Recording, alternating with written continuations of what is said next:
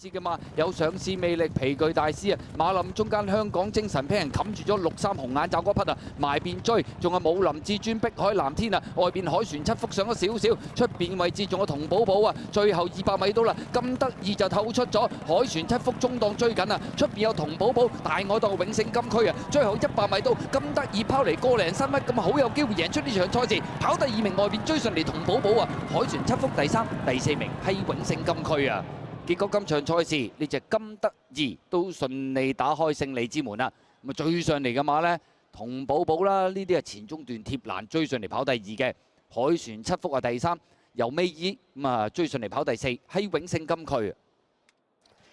今日嘅頭場賽事，潘頓先拔頭籌啊，金得意咁啊，上次即係第4啦，今日保中。跑第2名係童寶寶，第3名海船七福，第4名係4號永勝金區。咁啊，卒之都喺香港嚟到第30次打開勝利之門啦，擺前咗走啊！今日，所以你話咧，到潘頓係啊，呢啲數據實在太強啦。